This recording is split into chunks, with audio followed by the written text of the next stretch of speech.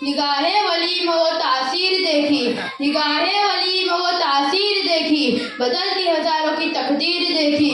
मोहतरम सामईने किराम, अभी अभी कुरान मुकद्दस की जो आयत करीमा तिलावत की है, अला इन्ना औलिया अल्लाह ला खौफुन अलैहिम वला हुम यहज़नून, जो अल्लाह के वली होते हैं उन्हें खौफ है ना कोई गम, इसलिए कि जो अल्लाह के वली होते हैं उसे अल्लाह की रज़ा हासिल हो जाती है। और अल्लाह की रज़ा सबसे बड़ी नेमत है, अल्लाह की रज़ा सबसे बड़ी दौलत है, अल्लाह की रज़ा सबसे बड़ी ताकत है, अल्लाह की रज़ा सबसे बड़ी रिफ़अत है, अल्लाह की रज़ा सबसे बड़ी अज़मत है, अल्लाह की रज़ा सबसे बड़ी मेराज इंसानियत है। और अपने अल्लाह को रज़ा इलाही हासिल है। जो अल्लाह के वली होते हैं वो किसी से नहीं डरते, जो अल्लाह के वली होते हैं वो किसी शहंशाह वक्त से नहीं डरते, जो अल्लाह के वली होते हैं वो किसी ताकतवर से नहीं डरते, जो अल्लाह के वली होते हैं वो अल्लाह से डरते हैं। दुनिया की किसी चीज़ से नहीं डरते, बल्कि दुनिया की हर चीज़ अल्लाह के वली से डरती है।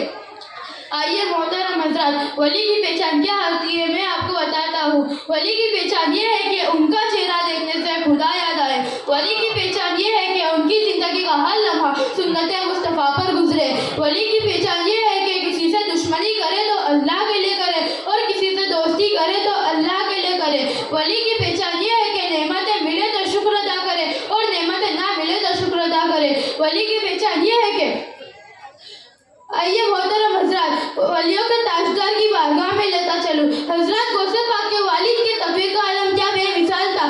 एक मरतबा हज़रत मूसा साले जंगी दोस्त एक नदी के किनारे जा रहे थे और शिद्दत की भूख लगी हुई थी, तो क्या देखा, उसी नदी में एक सेब तैरता हुआ आ रहा था, तो उसे उठाया और खा लिया। फिर जब उसे खा लिया तो दिल में ख्याल आया, मैंने तो बिना मालिक की इजाज़त के इसको खा लिया है, अब अल्लाह के हुज़ूर क़यामत में क्या जवाब दूंगा। फिर उसी नदी का किनारा पकड़ के चले। जब उस बाग के पास पहुंचे तो देखा वो सेब इसी बाग का नजर आ रहा है, तो उसके मालिक के पास पहुंचे और कहा, मैंने आपके बाग का एक सेब खा लिया है, आप मुझे माफ कर दे। मालिक भी सोचने लगे अच्छा आदमी आया है। मालिक ने कहा, तुम्हें मेरे बाग में नौकरी करनी होगी। 10-12 साल तक हजरत ने रखवाली की। फिर हजरत मालिक के पास पहुंचे। मालिक ने कहा, अभी नहीं, मेरी और एक शर्त है, तुम्हें मेरी बेटी से शादी करनी होगी। खामोश रहे। कहा, मंजूर है। मालिक ने कहा, पहले सुनो, मेरी बेटी कानों से बहरी है, मेरी बेटी मुंह से गूंगी है, मेरी बेटी आंखों से अंधी है, मेरी बेटी पैरों से लंगड़ी है। फिर हजरत मन में सोचा, ये तो एक गोश्त का लोथड़ा है। फिर आखिरत के बारे में सोचा और कहा, मुझे ये भी मंजूर है। फिर निकाह हो गया। हजरत अपने कमरे में गए तो अंदर से सलाम की आवाज आ रही। हजरत फौरन बाहर आए, घबरा गए, फौरन बाहर आए। मालिक ने कहा, तुम सही जगह गए हो। मैंने इसलिए कहा अंधी है, आज तक शरीयत के खिलाफ देखा ही नहीं, इसलिए कहा बहरी है, आज तक शरीयत के खिलाफ बोला ही नहीं, सुना ही नहीं, इसलिए कहा अंधी है, आज तक शरीयत के खिलाफ देखा ही नहीं, इसलिए कहा लंगड़ी है, आज तक शरीयत के खिलाफ काम ही नहीं किया। तो हजरत ऐसे नेक बंदा और बंदी मिलते हैं तो अल्लाह पाक गौसे आज़म जैसा बेटा फरमाता है। कौन गौसे आज़म, जब बगदाद की सर जमीन पर कहे, मेरा ये कदम तमाम वलियों की गर्दनों पर है, तो हमें नाज है, अब इन्हीं गौसे पाक के औलाद के गुलाम है, जिनको हम मोहसिन सूरत कहते हैं, जिनको हम मुफस्सिर कुरान के नाम से जानते हैं। कौन मुफस्सिर कुरान, जिनके दस्ते मुबारकों इमाम अहले सुन्नत आला हज़रत के शहज़ादे आज़म हिंद ने अपने सर पर रखकर दुआ करवाई। कौन मुफस्सिर कुरान, जिनके बड़े भाई ने वली कामिल फरमाया। कौन मुफस्सिर कुरान, जिन्होंने पूरी जिंदगी खिदमत दीन व खिदमत खल्क में गुजार दी। कौन मुफस्सिर कुरान, जिन्होंने पूरे हिंदुस्तान और खासकर सूरत मुंबई के वहाबी देवबंदी और शादी शो को खाक में मिला दिया। और याद रखो, हुजूर मुफस्सिर कुरान मोहताज तारुफ नहीं, आले रसूल औलादे अली फातिमा के महकते हुए फूल है।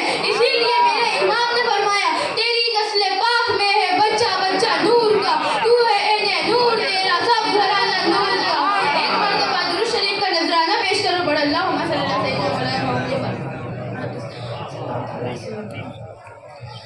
हज़रात। आइए मैं आपको हुजूर मुफस्सिर कुरान की करामत बताना चलूँ। हुजूर मुफस्सिर जो वली होता है वो अपनी विलायत और करामत को हमेशा छुपाता है। एक मरतबा हुजूर मुफस्सिर कुरान कलकत्ता की सरजमीन पर बयान के लिए तशरीफ ले गए।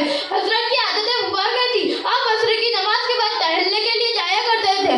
मामूल के मुताबिक आप कलकत्ता के हावड़ा नदी के किनारे सैर करने के लिए जाया करते थे। सैर करने के लिए गए, अपनी लाठी देखते देखते आगे